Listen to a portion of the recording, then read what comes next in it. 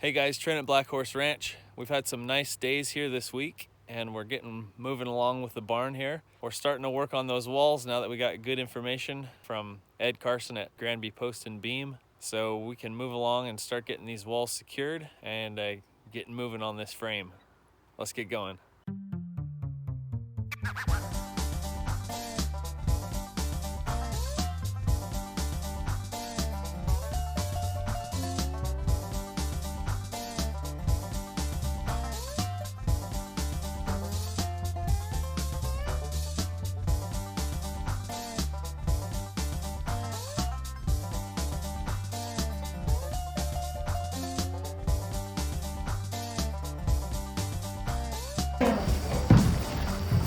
Are you videoing me?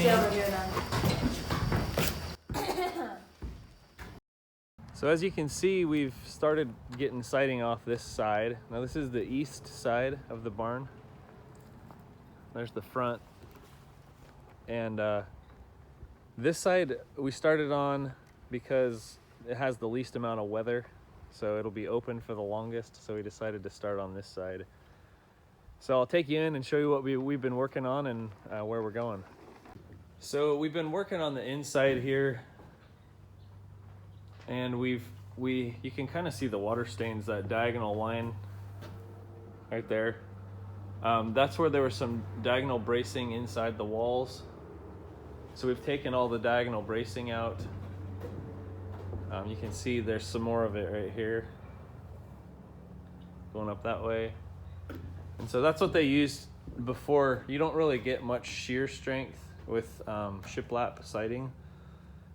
This still allows the building to move a bit, and so they put those diagonal blocks in the wall to keep the building rigid and from racking one way or the other. And so we've also, I've also taken off the ledger on this wall that was underneath the floor joists, and we can see. Here's the opposite wall, and you can see that 2x6 ledger board underneath the floor joists. And there's some of the diagonal bracing. You can see it's still in this wall. So back over here. So that's what we've done. So this wall is basically all cleaned up and ready. Once we get the siding pulled off of it, we can start racking the wall. The other thing we wanted to do was make sure we get the studs secured to the bottom plate, and so I started working on that yesterday. And one thing that I found was that there's a bunch of these studs that are actually rotten on the bottom, and even though this was the side that gets the least amount of weather, I was kind of surprised to see, but the beams that we took out underneath the barn before we lifted it, the top of the beam on this side had the worst weather to it. So that one's pretty solid still, but you can see, like, it just, I don't know if we can get a good view of that, but it's not cut straight. So we're only bearing like right there in the middle. And then this one's okay. A little bit of cracking. This one's cracked a bit, but then once we get over here, no, that one's good. Now look at this one. So not only is this one split quite a ways up, the bottom is just rotten. And so when I was putting nails in there, like, nothing's holding it. So I was originally gonna sister stud, and that is where you cut the stud up past where it's rotten. So like we'd cut it up to like here, maybe where that crack stops. And then you'd sandwich it between two new partial height studs, and then put a replacement stud underneath this one to carry the direct downward weight. But if we keep going along, the next stud is rotten. This stud doesn't touch. This stud is rotten at the bottom. And then it's not till here where we actually start getting back to a good wood again. And the rest of these are all pretty good. So the other issue you remember me talking about before was that these aren't spaced 24 inches on center. So I went back through just out of curiosity and I laid out 24 inches. You can see on the tape measure there's 2 feet right there, but basically 2 feet lands in between all of these studs all the way along here. So instead of doing a whole bunch of extra work by doing sister studs and cutting them off and adding wood, what I'm probably going to do is just put studs in at 2 feet on center and then take the old studs out. That's kind of what I'm thinking right now.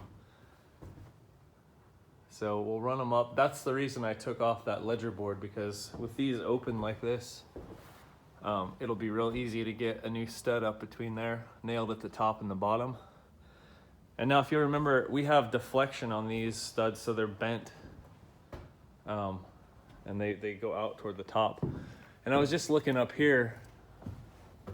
I don't know if you can see this very well, but you can see where this stud sticks out past that top plate at the top, and then it's a little bit off the siding, almost like the nails are starting to shear off or bend. And there's actually several of those like that on this wall. Can't see that one very well. There's one where it's actually split at the top and sticking way out in the front. So I think some of these have maybe even started to give way. So adding new studs, you know, that's probably, these ones are good. So again, this is the last rotten stud here that we're looking at the top of. And then the rest of these look pretty good. So we'll go back through, and I'm planning to just use some of the old floor joists that we had that aren't rotten, and I'll start putting new studs in here. And once those are all in and attached, we can get some bracing on this wall and start pulling off the remainder of the siding, and then we can rack it, and then we can start, well, then this wall will be ready to start doing the floor framing. But we got to do all 4 walls before we can do that. So, all right, guys, I wanted to show you this before we moved on any further. I've got this board here is one that I just had that I took off of something else, and it's pretty straight. And it's, right now, it's pretty close to level, but you can see I don't have any airspace. These 2 boards, this stud and this board that I've got here, are touching about to right here.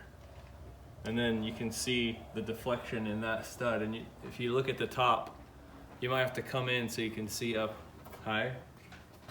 But there is a huge discrepancy at the top. And that's how much a combination of out of level or out of plumb and how deflected that stud is. So I'm not comfortable with that. And like I showed you before on some of the other stuff, you can see where the studs are starting to pull off. And I've also noticed on some of these floor joists, the nails are bending and they're starting to pull out. And so what we're gonna go through and do, I mentioned that we have laid out the walls so that we're on 24 inches on center. We're gonna go through and put new studs in, but I'm gonna do a double stud 24 inches on center, and that'll give it a lot more stiffness from bending out. And hopefully that helps. So we won't be able to do that until we get the siding all off, because these boards are bending so much. The top plate is hanging out over the outside of the barn, and we'll hit the siding trying to get the studs in before we can get them up there. So once we get the siding off the outside, then we'll come back through and we'll put those double studs in before we take the old studs out. And then I think there's a bit of a curve to the wall at the top from corner to corner. I think there's a belly in the middle to the outside.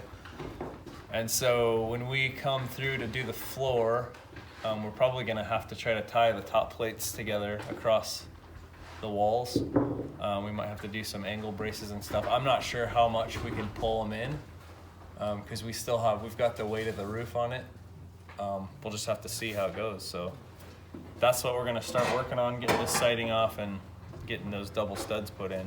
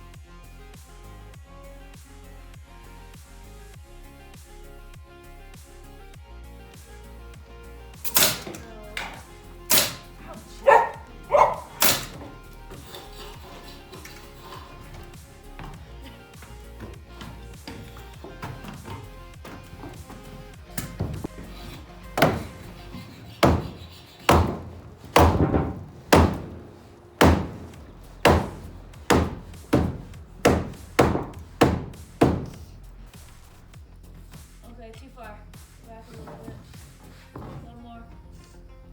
A little bit more. Alright, right there.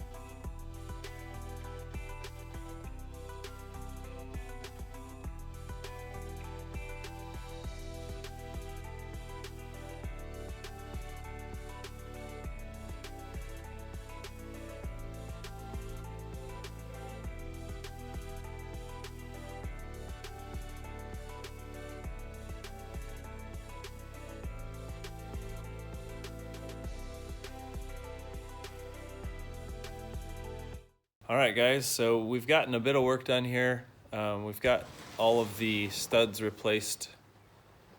You can see there behind me, all the new studs are in. We can't take the old studs out yet until we get the floor joists pulled, and so that means we got to tie the top of the walls together. We've also got this sheeting started, and I'll pop outside here real quick and show you what we got there. Okay, so guys, we've got our sheeting on this building we're using is called, it's made by Huber, and it's called the Zip System. And so it's this green, it's OSB just like you would normally use, so it's a structural panel. And it's got this green coating on it, which is your vapor barrier. It's like comparable to Tyvek on the outside. Super high quality, so it has an air permeability. Air can get through it. No drafts, but it has permeability as per code. And then the seams here get taped with a special tape. So basically, instead of sheeting the whole building and then coming back and having to go and put building wrap on it or tar paper or something like that, since our building's so tall and we don't have a lift, we decided to go with this system. It's a little bit more expensive, not a whole lot more expensive than Tyvek and OSB, but just the number of times we have to visit the building up on a lift is less, so that's what we decided to go with. And so we're hoping that'll be pretty good. You'll also see behind me here, we did get this wall plumb in this direction. So we used to come along to the tractor, and we didn't have to move it much at all. This wall's pretty good. And then we got these two pieces of sheeting on there, and we also have that diagonal brace on the inside. We left this hooked to the tractor overnight because we had high winds yesterday, and so we just wanted to make extra sure that it wasn't going to move anywhere, but that can come down. So the next thing we're going to do today is go in and we're going to actually tie the tops of the walls together with cables so that we can take the floor joists out of the middle, which will open everything up, allow us to take these old studs out, frame the windows in, and start working on the first floor walls and the second floor and the second deck. So making progress.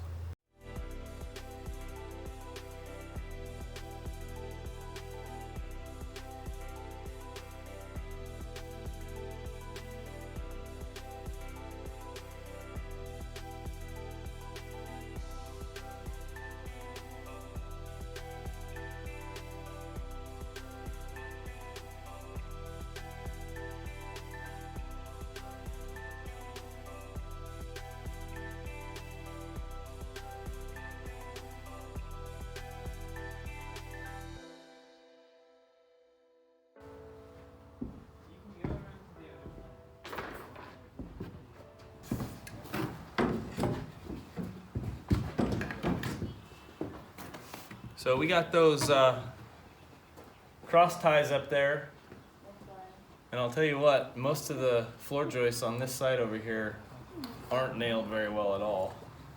I was walking on one of them and it almost gave way. So that's what's been holding this barn together over the years. And I think this is enough to hold the top of the walls together. Those are 1,350 PSI per strand. So that's 5 strands. You can do the math. That's like 6,000 or 7,000 PSI that we got up there. But I don't think we can pull the walls together if we need to. I don't think we can use those. We'll have to use a come along and chains or something, probably something a bit stronger. But we got that done. Just a short day today. We'll be back tomorrow.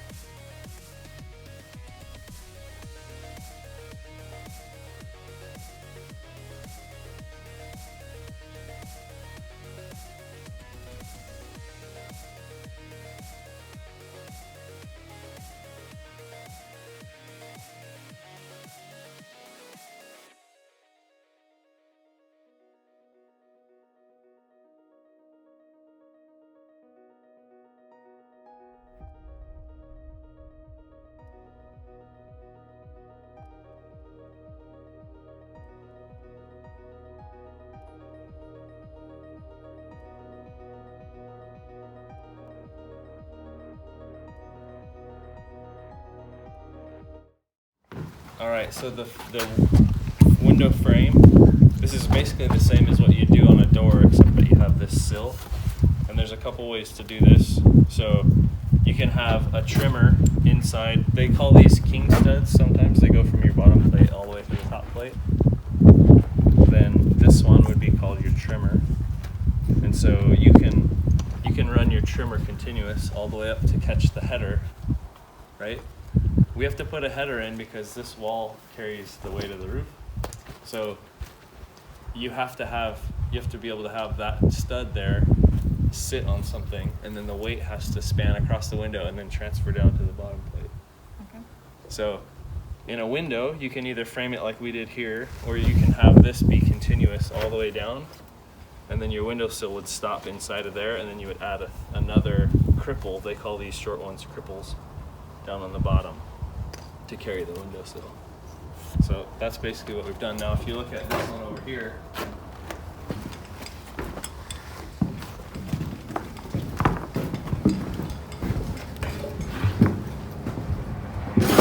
there's nothing to carry the weight. They've spanned across, but this is just two 2x4s with a gap in the middle. You see how solid that header is? Yeah. It's like a beam, and we put OSB in between to help with the rigidity. And so it's supposed to carry the weight of that stud right there, and then it's supposed to transfer it down to the bottom plate. Well, it's not doing it, right? If that actually got weight on it, it would just crush that little box right there. So that's how you don't do it, and that's how you do it. Now on these windows here, those are okay. I mean, I wouldn't have done it like that, but the studs go continuous all the way top and bottom. So the only issue you would have is you're relying on your nails just in these pieces here to carry your window in the sill. This is a really tiny, lightweight window, so you're never going to weigh that down enough to break these nails off and make it fall, right? And you don't need a header because there's no weight on the top of the window. These studs are carrying the weight. All right, so that's the only difference now. So a door would be, you'd have your king studs, your trimmer, and your trimmer would hold up the header, and then you don't have the sill, so it's just open, right? So since the original studs so it's basically since the bottom plate and the top plate are rough cut, they're wider than a standard 2x6 nowadays. So we have to add these furring strips so that we don't have a bulge at the bottom and the top where our sheeting goes off.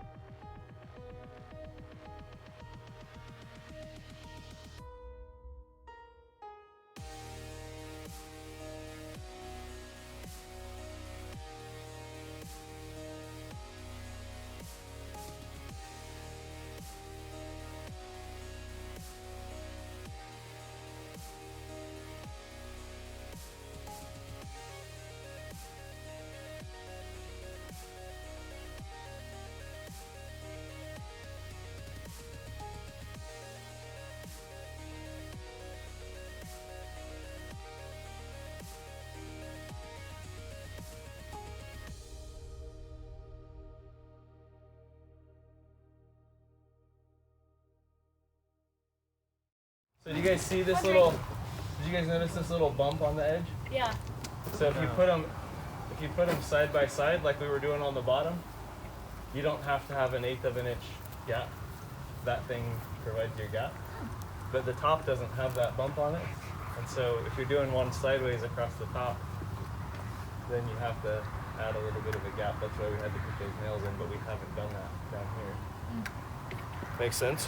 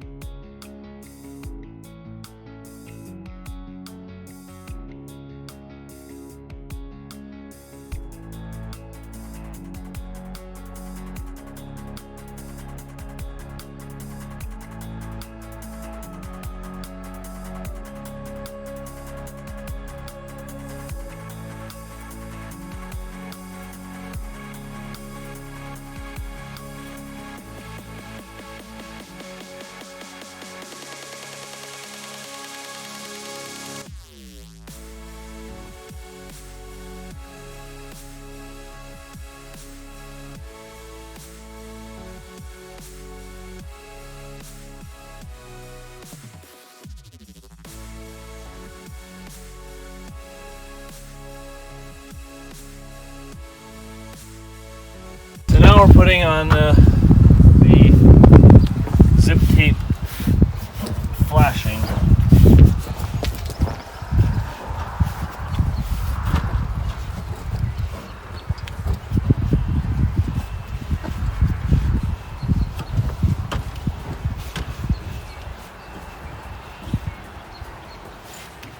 So the sides have to go on first. So make sure you roll the flange and squish the sealant good.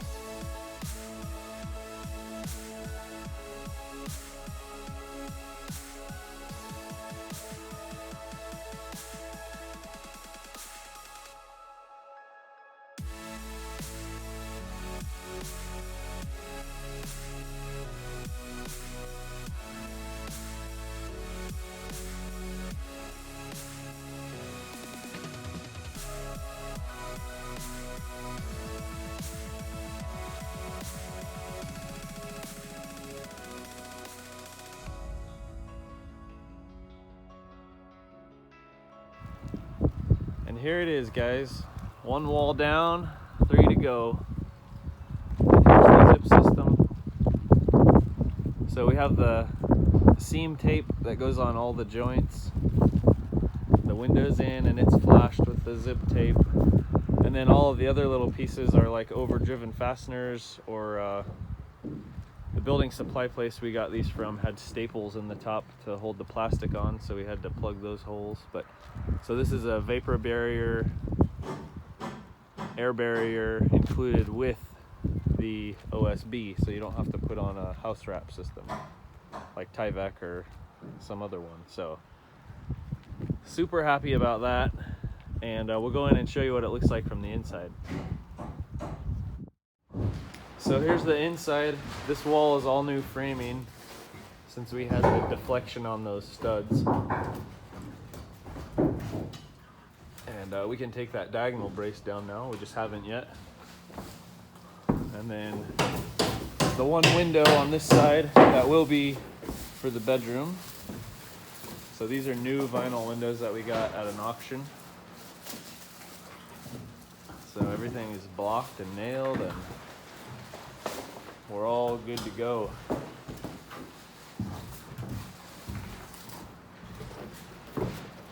And so what we're working on now, it's a rainy day, a little bit windy. We don't want to open up another wall yet. So yesterday, the boys got this whole area opened up, the floor joist taken out. And so we'll keep on going with that. And then maybe tomorrow or Monday we'll start with our next wall.